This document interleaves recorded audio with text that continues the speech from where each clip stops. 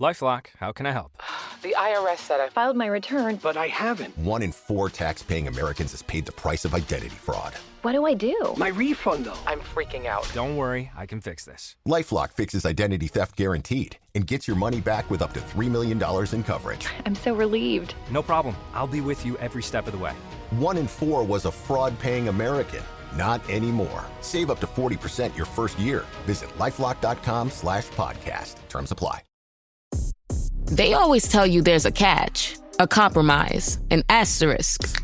Sprite Zero Sugar? It's different. It's the lemon-lime flavored refreshment you want with zero sugar. This is Sprite Zero Sugar. Obey your thirst. ¿Alguna vez te has encontrado frente a algo que parecía desafiar todas las leyes de la física? Una hazaña tan monumental que la mente humana moderna apenas puede comprender. No hablo de ciencia ficción, sino de una realidad construida hace 3000 años. Imagina, 30 metros de altura, 27 toneladas de oro puro brillando en las paredes interiores, columnas de bronce de 8 metros que pesaban 34 toneladas cada una, muros completamente revestidos de cedro importado del Líbano, pisos de ciprés pulido y querubines gigantes de 4.5 metros, todos cubiertos de oro. El Templo de Salomón no fue solo un edificio religioso, fue la construcción más costosa, grandiosa y técnicamente avanzada del mundo antiguo. Tomó 7 años completarlo, consumiendo más oro que cualquier otra estructura conocida de la época. Pero lo que realmente lo convierte en un misterio, un enigma que persiste hasta hoy, es un detalle que nadie puede explicar. En los próximos minutos descubrirás cómo lo imposible se hizo realidad y aún más sorprendente, por qué, incluso con toda nuestra tecnología, jamás podríamos replicarlo. Y la respuesta no está donde imaginas. Cómo se cortaron, transportaron y encajaron con precisión milimétrica bloques de 400 toneladas hace 3000 años, sin grúas, sin poleas de metal, sin ruedas adecuadas. Los ingenieros modernos analizan estos números y se quedan sin respuestas, porque no era solo grandioso, era imposible. En este video te sumergirás en las técnicas, los materiales y los secretos detrás de la obra más impresionante de la antigüedad. Y al final entenderás por qué, hasta hoy, nadie ha logrado replicar lo que Salomón construyó. El primer problema era fácil de entender, pero brutal de resolver. Para los cimientos del templo, Salomón no quería piedras comunes, quería las piedras más grandes jamás cortadas en Israel. El libro de Primeros Reyes, capítulo 5, versículo 17, usa una expresión específica, piedras grandes y piedras costosas. Los arqueólogos que estudiaron la plataforma del segundo templo, construido después en el mismo lugar, encontraron bloques de más de 400 toneladas. Para ponerlo en contexto, 400 toneladas equivalen al peso de aproximadamente 60 elefantes adultos. Ahora, visualiza la escena. Cortar eso de una montaña sin dinamita, sin sierras eléctricas, sin ninguna tecnología moderna. 80.000 hombres. Ese era el ejército dedicado únicamente a cortar piedras. Trabajaban en canteras repartidas por las montañas alrededor de Jerusalén. Se levantaban antes del amanecer, caminaban hasta las zonas de extracción y comenzaban el trabajo más peligroso de la obra. Porque no basta con golpear la roca hasta que se rompa. No cuando se necesita precisión. No cuando cada bloque debe encajar perfectamente en el templo. Y sobre todo, no cuando hay una regla que lo cambia todo. Ningún sonido de herramienta de hierro podía escucharse en el lugar de la construcción. Esta orden, registrada en Primeros Reyes, capítulo 6, versículo 7, significaba que las piedras debían salir listas de las canteras. Cada corte, cada ángulo, cada superficie, todo se hacía lejos del templo. La técnica utilizada era antigua, pero ingeniosa. Primero los cortadores identificaban dónde querían partir la roca. Trazaban líneas usando piedras más duras que el calcáreo. Luego, abrían pequeños orificios profundos a lo largo de esas líneas. Insertaban cuñas de madera seca y después vertían agua. La madera absorbía el agua y se expandía. La presión aumentaba y tras horas, a veces días, la roca se partía exactamente donde lo habían planeado. Sin explosivos, sin el ruido de martillos golpeando cinceles de metal, solo el sonido sordo de la piedra al romperse. Pero cortar era solo la primera parte. Cada bloque debía ser moldeado, alisado, medido. Esto requería otro tipo de trabajador. Hombres experimentados que sabían leer las marcas de los arquitectos, porque no había planos detallados en papel. Las instrucciones estaban grabadas en las propias piedras, símbolos que indicaban dónde debía colocarse cada bloque en el templo. Si se cometía un error, el bloque no servía. 400 toneladas de piedra se convertían en escombros. El trabajo en las canteras no era solo difícil, era mortal. Los derrumbes ocurrían. Bloques mal calculados rodaban montaña abajo, aplastando a quien estuviera en el camino. No había equipos de seguridad, no había hospitales cercanos. Si te lesionabas gravemente, tus posibilidades de sobrevivir eran mínimas, y aún así, 80.000 hombres se levantaban cada día y regresaban a esas montañas. ¿Por qué? Para los israelitas, que trabajaban en turnos, era un empleo pagado, con derecho a volver a casa. Para los cananeos, en trabajo forzado, no había opción. Primeros Reyes, capítulo 9, versículo 21, dice que Salomón los sometió a trabajos forzados que continuaron hasta ese tiempo. Cortaban piedras o enfrentaban castigos, pero cortar la piedra era solo el inicio del problema, porque luego venía la parte que mataba a más personas que cualquier otra. ¿Cómo mueves 400 toneladas de piedra por kilómetros de montaña sin máquinas? ¿Y por qué tantos hombres morían intentándolo? La respuesta te sorprenderá, y es solo el comienzo de nuestro viaje. Imagina la escena. El sudor corriendo, la tensión en los músculos, el grito del supervisor. De repente, una cuerda se rompe bajo la presión. La piedra, un monstruo de 400 toneladas, se detiene abruptamente. Los hombres al frente caen. Otros quedan atrapados bajo el bloque sin posibilidad de escapar. Accidentes como este no eran raros, eran parte de la rutina brutal de este trabajo, porque el segundo desafío era aún peor que el primero. Ya cortaste la piedra, está lista, perfectamente moldeada. Ahora debes llevarla a Jerusalén y pesa 400 toneladas. ¿Cómo lo mueves? 70.000 hombres. Ese era el contingente asignado exclusivamente para transportar. No cortaban, no construían, solo cargaban. Y la técnica que usaban parecía simple en teoría, pero era infernal en la práctica. Rampas de tierra. Construían rampas gigantes de tierra compactada, subiendo y bajando las montañas. La piedra se colocaba sobre troncos de árboles gruesos que funcionaban como rodillos. Cuerdas de fibra vegetal, gruesas como brazos humanos, se ataban alrededor del bloque. Y entonces comenzaba el trabajo más brutal de la obra: jalar. Cientos de hombres sostenían las cuerdas. Un supervisor gritaba órdenes rítmicas para que todos jalaran al mismo tiempo. Jalar, parar, reposicionar los troncos que quedaban atrás, jalar de nuevo. La piedra se movía centímetros, a veces solo unos milímetros por vez.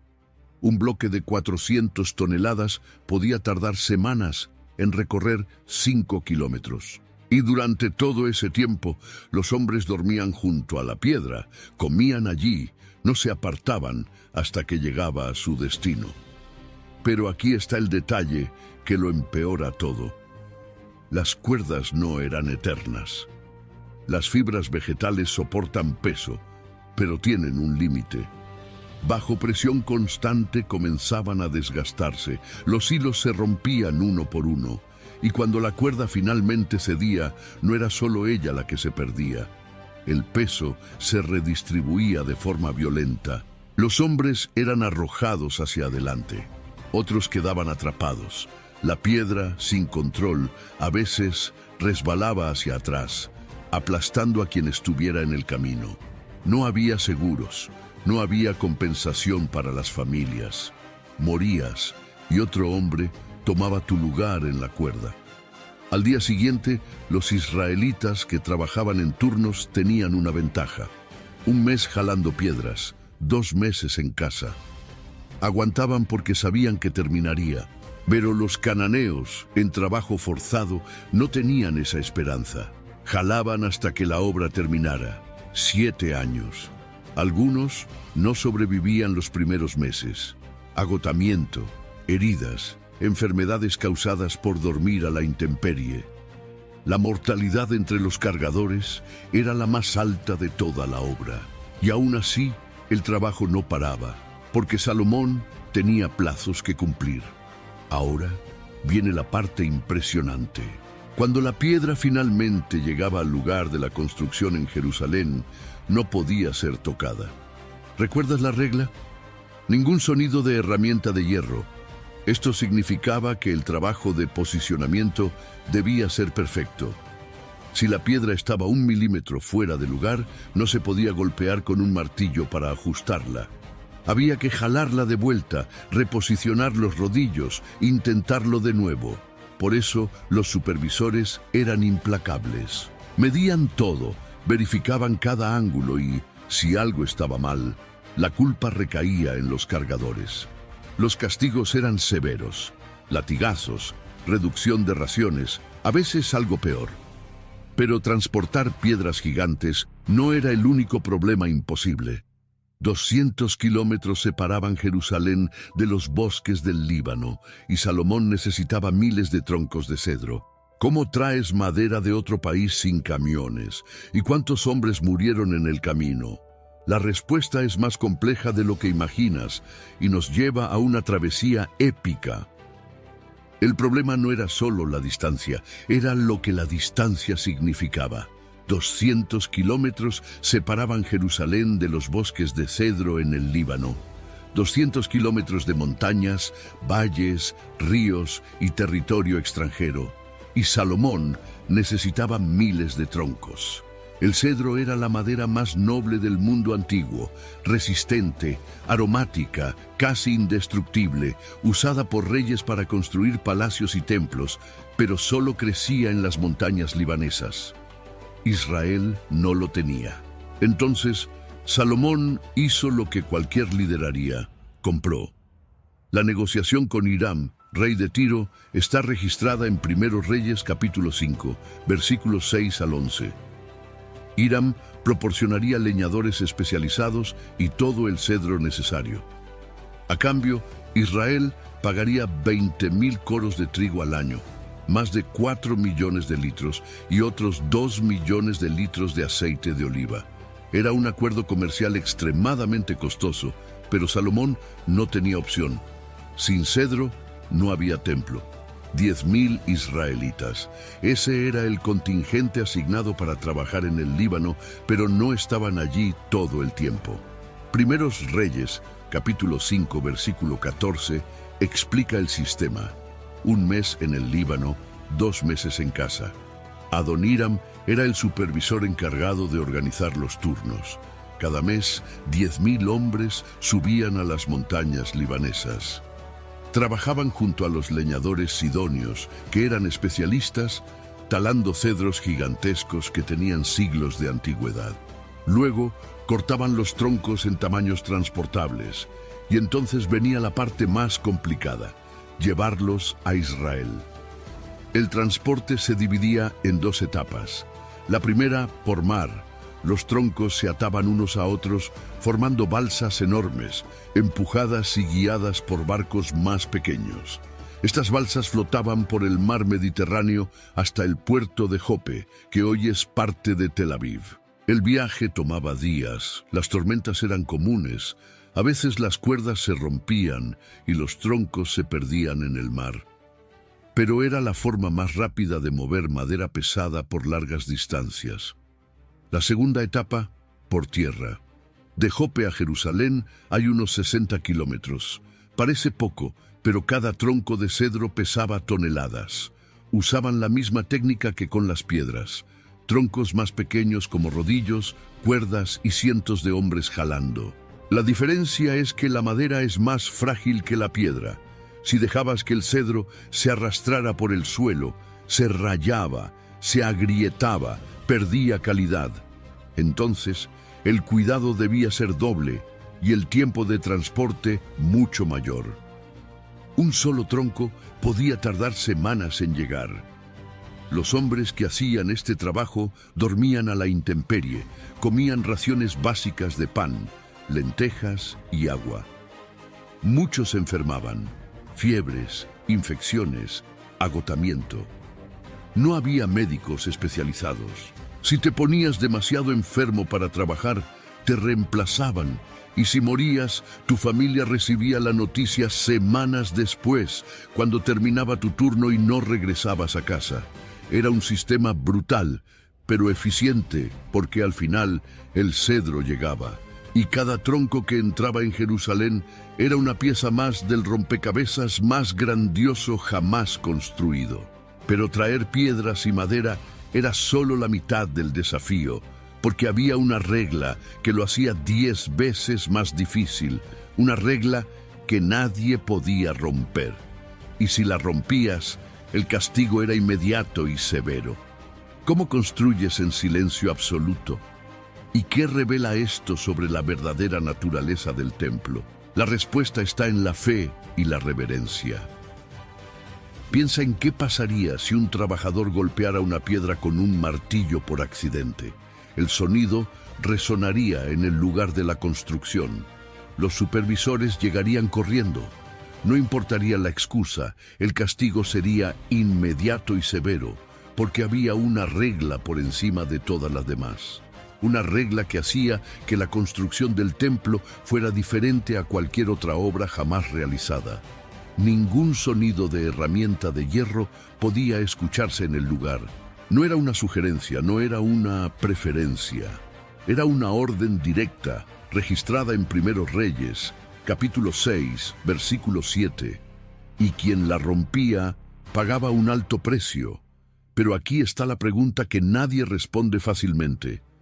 ¿Cómo construyes un edificio de 30 metros de altura con bloques de cientos de toneladas, usando vigas de cedro gigantescas, sin hacer ruido? ¿Cómo encajas piedra con piedra sin ajustar? ¿Cómo corriges errores sin martillar? This episode is brought to you by Indeed. Stop waiting around for the perfect candidate. Instead, use Indeed sponsored jobs to find the right people with the right skills fast. It's a simple way to make sure your listing is the first candidates see. According to Indeed data, sponsored jobs have 4 times more applicants than non-sponsored jobs. So go build your dream team today with Indeed. Get a $75 sponsored job credit at Indeed.com/podcast. Terms and conditions apply. Don't chew on that, Max. Cooper loves that chew too. Oh, now he's into Cooper's food. Wow, he is loving it.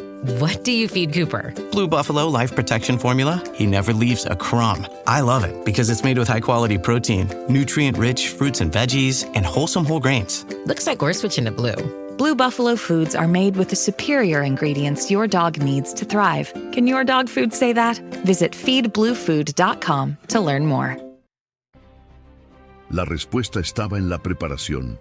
Todo debía salir perfecto de las canteras y los talleres de carpintería. Cada piedra cortada en la medida exacta. Cada viga de cedro medida al milímetro. Cada encaje planeado con anticipación. Porque cuando el material llegaba al monte Moria, donde se construía el templo, no había segundas oportunidades. Los arquitectos y maestros constructores usaban un sistema de marcado. Grababan símbolos en las piedras, aún en las canteras, letras hebreas, números, señales que indicaban la posición exacta de cada bloque. Cuando la piedra llegaba a Jerusalén, los constructores leían las marcas y sabían dónde colocarla. No necesitaban medir de nuevo, no necesitaban ajustar con cinceles, solo encajaban. Y si encajaba mal, entonces el error estaba atrás. en las canteras, y alguien sería castigado por ello. El trabajo en el lugar era tenso, silencioso. Cientos de hombres moviendo piedras gigantescas, sin poder hablar alto, sin poder usar herramientas de metal. Usaban palancas de madera, cuñas, cuerdas, movimientos lentos y calculados. Un bloque fuera de lugar significaba desmontar parte de la estructura y empezar de nuevo. Y todo eso sin golpear, sin cortar, sin martillar. El nivel de coordinación requerido era absurdo. Un error de comunicación y toneladas de piedra caían sobre los trabajadores. Pero ¿por qué existía esta regla? La explicación está en el propósito del templo. No era un palacio común, era la casa de Dios, un lugar sagrado donde el propio Creador habitaría. Y Dios había ordenado que el lugar fuera tratado con absoluta reverencia desde el primer día de construcción. El ruido de herramientas de hierro se consideraba profano. Entonces, el trabajo debía hacerse en santidad, en silencio, como si cada piedra colocada fuera un acto de adoración. Los 3.300 supervisores tenían la tarea de garantizar esto. Circulaban todo el tiempo, observaban cada movimiento, escuchaban cada sonido y al menor signo de desobediencia actuaban. Los castigos variaban: latigazos por infracciones menores, reducción de raciones, trabajos aún más pesados y, en casos extremos, expulsión de la obra. Para los cananeos en trabajo forzado, ser expulsado podía significar prisión o algo peor. Para los israelitas, en turnos, significaba deshonra pública. Entonces, todos obedecían, trabajaban en silencio, y de alguna forma, contra todas las probabilidades, el templo se alzaba piedra por piedra, sin sonido, sin error. Pero construir en silencio era solo parte del desafío, porque el templo no podía ser solo grande, debía brillar. 27 toneladas de oro puro cubriendo paredes enteras. ¿Cómo trabajas con esa cantidad de metal precioso? ¿Y quién era el hombre que Salomón trajo de otro país para hacer esto? La historia de este artesano es tan fascinante como la propia obra, y es lo que vamos a descubrir ahora. El calor era insoportable. Los hornos ardían día y noche derritiendo oro. Hombres sudorosos martillaban láminas finas sobre moldes de madera. Otros pulían superficies hasta que brillaban como espejos. Y en el centro de todo, un hombre llamado Hiram observaba cada detalle. No era israelita, era fenicio, venido de Tiro, al igual que el cedro. Contratado personalmente por Salomón, porque nadie en Israel dominaba la metalurgia como él. Segundo Reyes, capítulo 7, versículos 13 y 14, lo describe. Hiram era hijo de una viuda de la tribu de Neftalí, y su padre era de Tiro, artífice en bronce.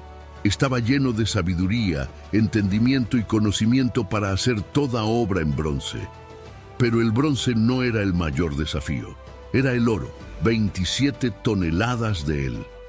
Primero Reyes, capítulo 6, versículos 20 al 22, describe cómo se revistió el interior del templo. El oráculo, el santo de los santos, medía 9 metros de largo, 9 de ancho y 9 de alto. Todo allí estaba cubierto de oro puro, las paredes, el techo, el suelo. No era pintura, no era una capa fina, eran placas de oro batido clavadas sobre el cedro. Y el trabajo de preparar esas placas era brutal. El oro puro es suave, maleable, puede martillarse hasta quedar fino como papel, sin que se rompa, pero eso requiere técnica. Artesanos especializados calentaban pequeñas cantidades de oro hasta que se ablandaban. Luego lo martillaban sobre yunques de piedra, golpeaban, giraban, golpeaban de nuevo hasta obtener placas uniformes y finas. Cada placa tomaba horas en hacerse, y se necesitaban miles para cubrir todas las superficies del templo. El trabajo no paraba. Los hornos funcionaban sin cesar. La leña se consumía en cantidades industriales para mantener el fuego encendido. El aire era denso con el humo y el olor a metal caliente. Y en medio de todo, Hiram supervisaba, corregía, inspiraba. Era el director de una orquesta de artesanos, transformando metal en bruto en una visión divina. Pero el oro no era solo para las paredes. Los objetos rituales, los utensilios del templo, todo debía hacerse de oro puro o bronce pulido. El altar de incienso, la mesa de los panes de la proposición, los candelabros, todo se trabajaba con la misma precisión y reverencia. Y lo más impresionante, los 2 querubines gigantescos que custodiaban el Santo de los Santos. Cada uno medía 4.5 metros de altura, hechos de madera de olivo y cubiertos de oro puro. Sus alas se extendían por todo el espacio, tocando las paredes y entre sí. Era una visión impresionante, un testimonio de la riqueza y la devoción de Salomón. Esa era la respuesta al misterio inicial. La combinación de recursos inimaginables, mano de obra masiva y la experiencia de maestros como Hiram, todo bajo el mandato de un propósito divino, hizo posible lo que hoy consideramos imposible. 7 años de trabajo arduo, sudor y sacrificio. 70.000 cargadores, 80.000 cortadores de piedra, 10.000 leñadores, 3.300 supervisores. Más de 160.000 hombres trabajando incansablemente para construir algo que desafiaba la lógica. El Templo de Salomón fue una maravilla de la ingeniería y la fe. Pero ¿por qué, después de 3.000 años, nadie ha logrado replicar esta hazaña?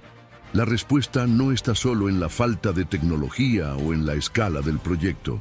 Está en la combinación única de factores que se alinearon en ese momento histórico. Primero, la mano de obra masiva y, en gran parte, forzada. Salomón tenía acceso a un ejército de trabajadores que podían movilizarse para tareas colosales, sin las preocupaciones modernas por derechos laborales o costos. Segundo, los recursos ilimitados. El oro, el cedro, el bronce, todo se proporcionó en cantidades que hoy serían impensables, financiadas por la riqueza del reino de Salomón y acuerdos comerciales estratégicos.